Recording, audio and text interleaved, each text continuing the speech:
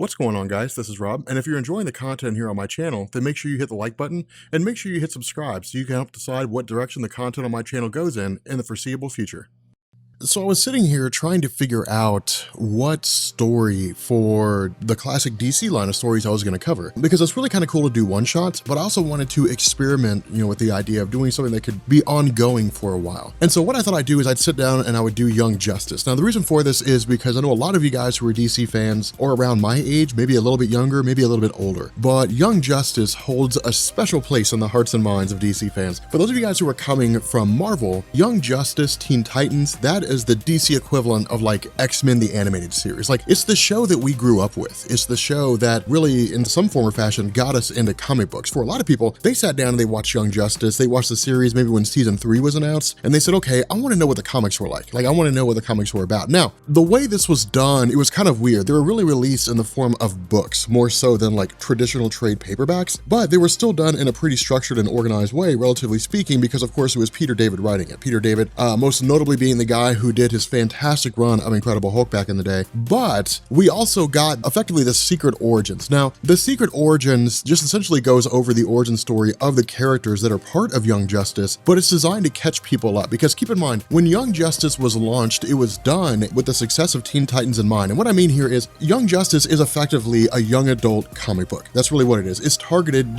for kids between the ages of like 12 and 18. It's designed to resonate with teenagers hitting that happy medium of around, 14, 15, 16 years old. But the kicker is that this wasn't the first one to do that. Not even Teen Titans were the first ones to do that. The first to do that, I think, came in Joe Simon and Jack Kirby's Young Romance back in 1947. That was the comic book counterpart. Before that, you had different books like Lord of the Flies and so on and so forth. But with regards to Young Romance, this was the comic book equivalent of tapping into young readers, especially young girls who were looking for a way to get into comics, or, comic book publishers trying to find a way to bring them in. And it focused on a lot of coming of age stories about how teenagers deal with love and romance, and the girl that turns them down, or the boy that turns them down, and the boy they can't get, or the girl they can't get, and so on and so forth. And so as time progressed, DC actually rolled this over into the Teen Titans to a degree, in the sense that the Teen Titans were more along the lines of how do these sidekicks basically function in a world of superheroes when everybody looks at Aqualad and they see Aquaman, when everybody looks at Robin and they see Batman, they look at Wonder Girl and they see Wonder Woman. And so the goal was to kind of present that dichotomy in terms of the young versus the old. With Young Justice, it was a little bit different. Of course, just by the very nature of the title, it was designed to be the Teen Titans equivalent of like the Justice League. But this took the stance of having each teenager represent a different facet of teenage life, of the people that you'll likely run into as teenagers. So jumping into this, what we're going to do in this video is we're basically going to cover a girl named Secret. We're going to cover Impulse, Kid Flash, as some people call him, Bart Allen, and then we're going to cover Superboy. But again, what this does is basically give us this sort of in-your-face, super fast origin of each of these individual characters, because that's what Secret Origins is. Secret Origins is just designed to catch you up on the origin of a character. But what this does is this actually comes after a story called The Secret. And I'm holding out on that to see how this video does in terms of response, whether or not people care. But it picks up with a girl named Secret. Now, what she does is she gives us this kind of rundown in the sense that she basically finds herself in the hideout, the home base, so to speak, of Young Justice, or Young Justice as they exist right now with regards to Robin, Superboy, and Impulse. But when she arrives, she basically encounters Red Tornado. Now, Red Tornado was brought in as part of Young Justice for the simple fact that he was kind of this established member of the superhero community, but Young Justice was too new for DC to grab heroes that were already super well established. A really good example of this is like Justice League International. So after Crisis on Infinite Earths, DC wiped the slate clean with the Justice League. They got rid of the team as we traditionally knew them. The Flash, Aquaman, Wonder Woman, Superman, Batman, so on and so forth. And what they did is they replaced it with a more international team that literally was composed of heroes that basically couldn't sell their own books. And I know it sounds terrible to say that, but they were basically the unsellables, as Sal likes to call them. But the way in which DC basically bolstered the idea of Justice League International was bringing Batman on board. When they brought Batman in, people were going to be more likely to read it than if it was just a team of random people who couldn't hold their own books. And so because Batman was in it, it actually sold well. And then as time progressed, they allowed the nature of Guy Gardner as kind of the antagonist of the team, the guy who was giving everybody a hard time. They allowed the relationships between the characters to really stand on their own. And then eventually Justice League International, which became Justice League Europe, began to become its own comic book title, where people were able to look at that without having to rely on Batman to literally carry the series on on from, one week or 1 month to the next. But with Young Justice, they couldn't quite do that because Batman had already done that. You couldn't do it with Superman because it was supposed to be teenagers, it was supposed to be young people. And so the question was, who do you bring in here? Well, what better person to bring in than somebody like Red Tornado, who was kind of dissonant, kind of outside the normal run of humanity, this sort of,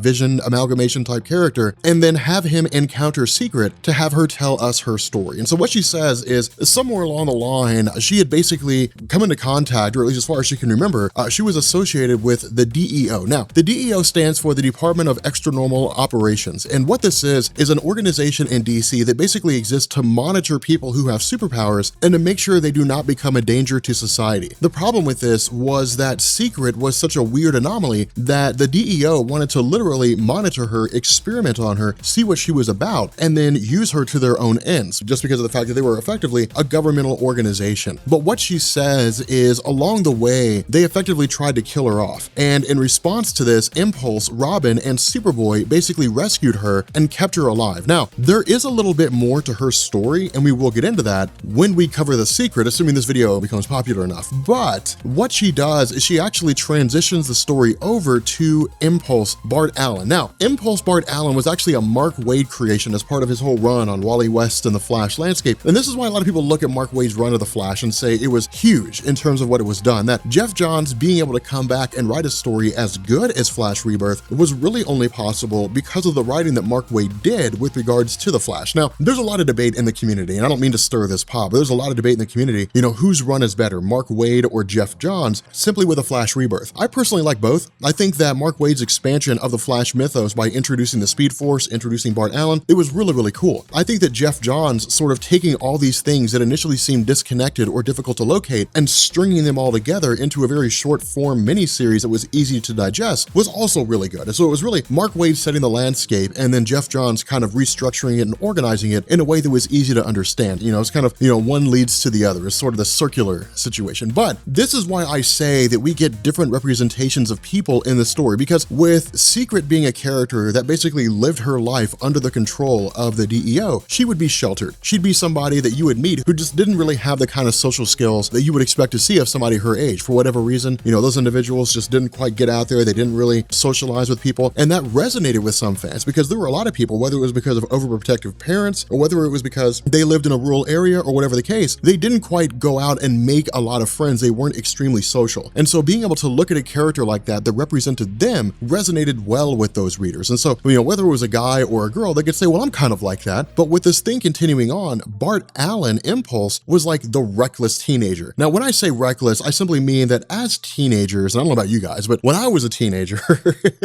I would act and then think later. I would never consider the consequences of my actions. That led to some very bad decisions on my part, but it's also kind of funny to look at in hindsight because you grow and you learn from your decisions. With Bart Allen, he's the reckless teenager, not because of the fact that he's a teenager, but because of how he was raised. What happens here is we pick up with his origin story, and of course, he's talking to, one of his friends. The only girl that really knows his identity, is Bart Allen. But it's again, him just kind of refreshing us with this story, and we're told that he's basically the grandson of Barry Allen and Iris West from In the Future. And the result of this is that when he was born and he had Speed Force powers, he couldn't control them in the same way that like Wally West and Barry Allen were able to control them. Instead, it was literally just, 100 miles an hour or it was zero. Now, I don't mean to say that he can actually run 100 miles an hour. I only mean to say in terms of speed, either he was on at 100% or he was not moving at all. There was no real way for him to be able to control his abilities. And so what happened was he was basically taken and thrown into a virtual reality environment where he was taught how to use his powers. He was taught how to move around effectively and work within the confines of his abilities restrictions in terms of his inability to control how fast he was going. The problem with this is that this created recklessness in the sense that he never had to deal with consequences. It was virtual reality. There was no chance that he was ever really going to die. And if there was, he was always yanked out before that would happen. And so because of this, he's never really had to experience true consequence. That is to say, losing his life. Now, once he was brought back to the past and once he was thrown into the superhero landscape, this was a way for Marvel to basically say, okay, let's give him some development. Let's show him what the real world's like. Let's show his character progressing as time goes on. And it was really cool in terms of how it was done. The kicker to this is that his recklessness was effectively his personality now. And so while he had been a little more cautious, while he had been a little more careful in terms of the kind of things that he did, in the end, more often than not, he never thought things through.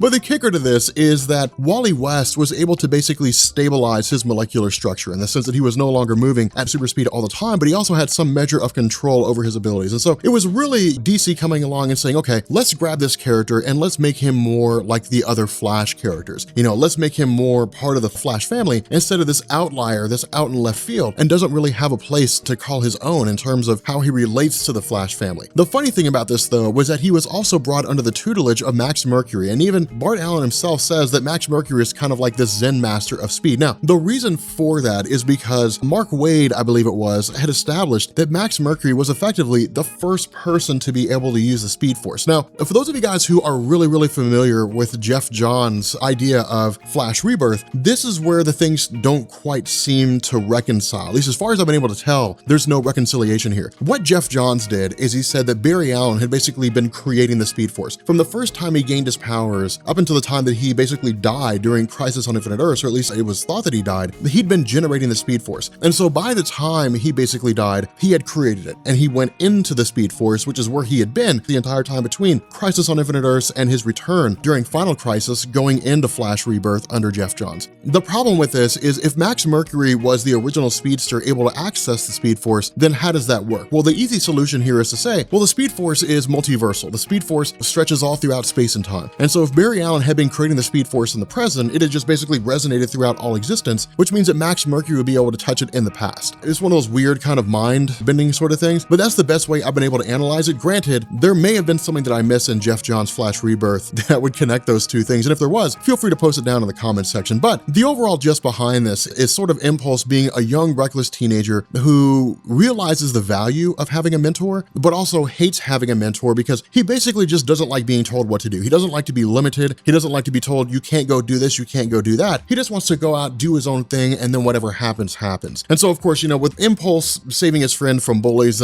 Secret Origin effectively ends with these bullies running up on them, trying to get him back. Impulse basically, overpowering them from behind, taking them out, and that's really the end of that. And so what this does is this transitions over to Superboy. Now, this, I think, is actually where things get pretty cool when it comes to the idea of Young Justice, because Superboy, in my mind, was always kind of this weird situation. Like Superboy, before New 52, was always kind of this thing where he was like this leftover relic from a previous era in DC that they never really knew what to do with. Now, I'm probably going to invoke the ire of some DC fans by saying that, but I always kind of felt that was the case. I always sort of felt like after the death of Superman, there was really nothing left to do with Superboy. What do you do with him? I mean, the reign of Superman is over. The Man of Steel's back. What do you do with him? Well, the genius idea of Peter David was put him on a team, put him on Young Justice, and just have him go from there. And that's actually a genius idea. I really like that because I feel like with his character effectively being a teenager, it gives him kind of a place to go. Now, I wouldn't say he's like the most mature of teenagers in general, but I would say that he seems to be the most capable. Now, again, we still get this idea of his origin story, but he's actually in the middle of a training session when he gets his origin. But something else that I'd like you to notice here is that Superboy really seems to be like the jokester of the team. Like he seems to be the guy that,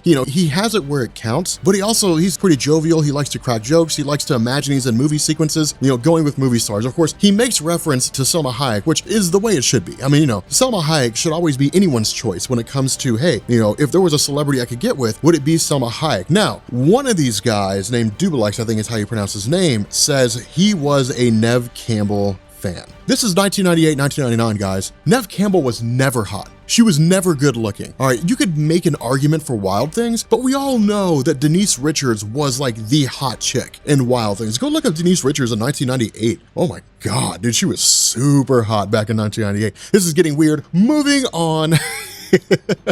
But again, we're just kind of given this little bit of a backstory about him. What we're basically told is that when Superman had died, there was this power vacuum. Superman was such an iconic character that superheroes around the world realized that he was needed. It was one of these things where it was only after he was gone that the world realized the influence he had on the superhero community as sort of this leader, as this super powerful guy, even if nothing more than just a symbol they could rally behind. And so the goal was to basically clone Superman using Kryptonian DNA. The the issue with this was that Project Cadmus didn't really have access or couldn't crack the Kryptonian genome. And so because of this, they couldn't create a tried and true Superman clone. Instead, what they did was the next best thing. The project's director, a guy named Westfield, essentially cloned Superboy using a hybrid of his own DNA along with modifications. Now, this is all really done in kind of a hush-hush thing, but the idea was that once he got out into the regular world, this was his introduction into Reign of the Superman. This was him coming into the post-Death of Superman landscape when he didn't want to be called Superboy, you know, when he wanted to be called like the Metropolis Kid or something along those lines. The funny thing about this, though, was that DC had to find a way to also differentiate him a little bit because they were going to bring Superman back. I mean, that was always something that was going to happen. And so they couldn't basically say, hey, here's this Superboy that has the exact same powers as Superman, because the possibility was that with DC trying to make Superman relevant by killing him and bringing him back, if they had made Superboy a clone of Superman, then when Superman came back, people wouldn't care. They'd say, well, we have this young, vibrant Superman now. We don't care about the old guy. We care about the young guy. And so they kind of changed him up. They said he has like tactile telekinesis, meaning he can basically move objects that he touches. It allows him to fly. He's got super strength and so on, but he lacks things like heat vision. He lacks things like X-ray vision. He lacks things like super hearing. A lot of the traditional powers of Superman that were relatively unique to him, really up until like Martian Manhunter, those powers were lacking in his character because it was a way for DC to say, yeah, he's Superboy, yeah, he's a Superman, but he's not the Superman. It was kind of like this half-life thing that you only ever create something that has a half-life, and the half-life always just keeps getting cut in half as time progresses. It's kind of weird. But the goal here was to introduce him in a way that could give people something that would basically hold them over until Superman returned. The issue with this was that, again, once Superman came back, they were basically trying to find a place to put him. They were trying to find some place to send him. And so having him taking up residence as part of Young Justice gave him the opportunity to shine alongside a team, as well as kind of create the situation where the question was, where will he go next? And what I mean by that is, because of the fact that he didn't have a lot of the traditional powers of Superman as Superboy, the idea was that somewhere along the line, those powers would manifest, that the genes were there for them to activate, but it was designed for them to manifest in the same capacity that Superman's powers manifested over time. Because keep in mind, Superman didn't just suddenly one day have all of his powers. They came on in different spurts as time went on, kind of like what we're seeing right now with regards to Jonathan Kent and Superman Rebirth and Action Comics Rebirth. But the issue is that he effectively can't age. And so it was kind of like DC saying, okay, he may have these powers somewhere along the line, but if they're designed to come into play as he grows older, well, then he'll never have them because he'll never grow older. And so again, it was kind of locking him at the point that where he was. Now, the reason why DC kept him as a young person was because people loved him. People loved the idea of Superboy. I mean, he was,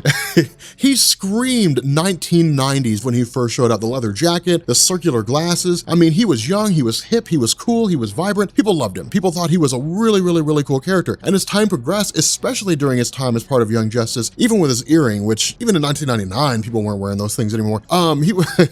He was still really fun for a lot of people, and a lot of fans really, really enjoyed him. But again, Neil, what this did is this basically kind of wrapped back around. It said, okay, here's where we stand with Young Justice, at least with these particular origins. Here are the characters that we have right now. We've got Secret, who is basically a girl who's been sheltered. We have Impulse, who's the reckless one. And we have Superboy, who's kind of like the kind of experienced, a little bit more experienced, but also, you know, kind of the jokester, has it where it counts kind of guy, to a degree. I don't know if that makes any sense to you guys. But if you guys enjoyed this video and you're new here to Comics Explained, make sure you hit the subscribe button to become part of the Rob Corps. If you enjoyed this video, make sure you drop a like and leave a comment down below. Let me know whether or not you guys are interested in seeing any more of the secret origin stories for these members of Young Justice, because again, it goes into the main series itself. This just kind of gives us a jumping off platform. It gives us a place to start with regards to who the characters are as part of the team. But with that being said, we're going to bring this video to an end, and I will catch you all later.